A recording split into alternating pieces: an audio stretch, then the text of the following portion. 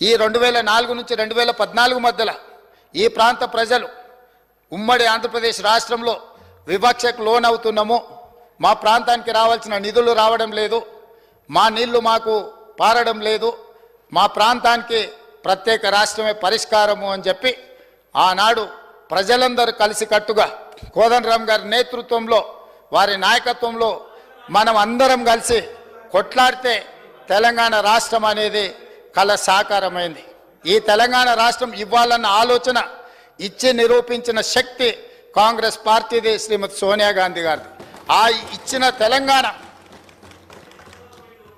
అభివృద్ధి చెందిన రాష్ట్రంగా ముందుకు జరగాలి అని, ఆ రాష్ట్రం అభివృద్ధి చెందాలి అని అంటే ఏమేమి అనుమతులు ఇవ్వాలనో చట్ట రూపంలో ఆంధ్రప్రదేశ్ విభజన చట్టం 2014 స్టేట్ రీఆర్గనైజేషన్ యాక్టులో స్పష్టంగా ఈ రాష్ట్రాన్ని అభివృద్ధి చెయ్యాలి అంటే బయ్యారంలో ఖమ్మం జిల్లాలో ఉక్కు కర్మాగారం నిర్మించాలి, కాజిపేటలో రైల్వే కోచ్ ఫ్యాక్టరీ నిర్మించాలి, IIITలు ఇవ్వాలి, ట్రైబల్ యూనివర్సిటీ ఇవ్వాలి, IIM ఇవ్వాలి, సాగునీటి ప్రాజెక్టు అయిన జాతీయ ప్రాజెక్టు ఇవ్వాలి, ఈ ప్రాంతంలో 4000 మెగావాట్ల NTPC పవర్ ప్రాజెక్టు నిర్మించాలి.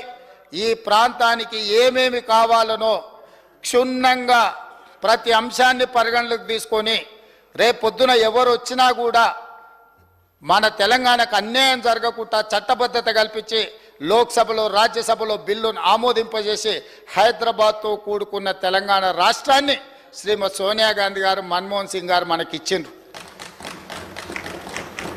ఈ రాష్ట్రానికి తెలంగాణ రాష్ట్రం అని చెప్పుకోవడానికి గర్వంగా కాంగ్రెస్ పార్టీ పునాదులు వేస్తే జరిగిన ఎన్నికలలో కొంతమందికి ప్రజలు తీర్పు ఇచ్చిండ్రు, అవకాశం ఇచ్చిండ్రు.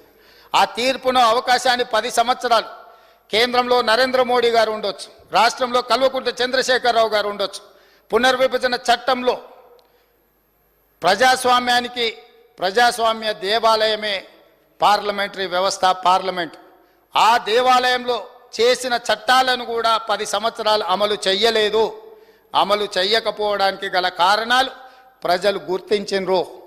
ఆనాడు చట్టం ద్వారా మనకిచ్చిన అధికారాన్ని 10 సంవత్సరాలు ఇక్కడ ఉన్న పాలకులు ప్రశ్నించకపోవడము, నిలదీయకపోవడము, రాబట్టుకోకపోవడం వల్ల తెలంగాణకు తీరని అన్యాయం జరిగింది.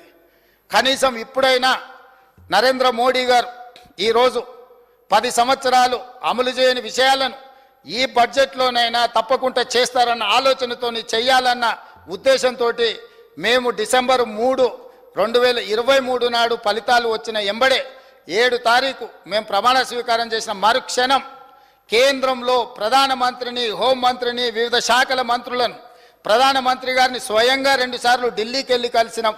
ఇక్కడ ఆదిలాబాద్కు వచ్చినప్పుడు పర్సనల్గా కలిసి వారిని ఆహ్వానించి ఫెడరల్ స్ఫూర్తితో ఒక ప్రధానమంత్రికి ఇవ్వవలసిన గౌరవాన్ని తెలంగాణ రాష్ట్ర ముఖ్యమంత్రిగా నా విధులను నేను నిర్వర్తించిన.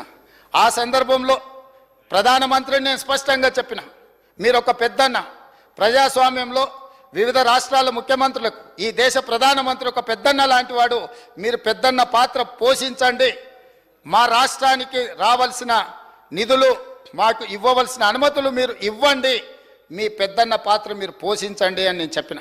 అధ్యక్ష, వారిని పెద్దన్న అంటే నాకేమైనా వారు పదవి ఇస్తారా? నాకేమైనా కిరీటం పెడతాడా? ఇవాళ నాకు ఈ పదవి వచ్చింది అని అంటే ప్రజలు అవకాశం ఇవ్వడం వల్ల వచ్చింది. నా పార్టీ నాకు ఈ బాధ్యత ఇవ్వడం వల్ల వచ్చింది. పార్టీ అధ్యక్షుడిగా నాకు పార్టీ అవకాశం ఇచ్చింది. ఆ అధ్యక్ష పదవితో ప్రజల దగ్గరికి వెళ్ళి ప్రజల్ని అడిగినాం, ప్రజా తీర్పు కోరినాం. ప్రజలు తీర్పిచ్చి తెలంగాణ రాష్ట్రానికి కాంగ్రెస్ పార్టీకి అవకాశం ఇస్తే మా 65 మంది శాసనసభ్యులు సభానాయకుడిగా నన్ను ఎన్నుకొని ప్రజాస్వామిక స్ఫూర్తితో నన్ను ఇక్కడ కూర్చోబెట్టింది. అధ్యక్ష, ముఖ్యమంత్రి ఎవరి దయా దాక్షిణ్యాల మీదనో ఎవరినో పెద్దన్న అంటే వచ్చిన పదవి కాదు అధ్యక్ష.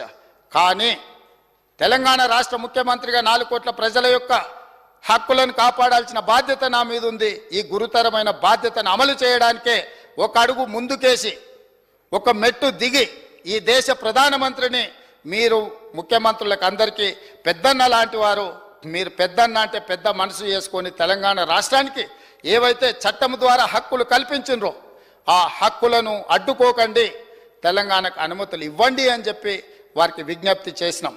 3 సార్లు ప్రధానమంత్రిని కలిసిన, 18 సార్లు వివిధ మంత్రులను కలిసినాం.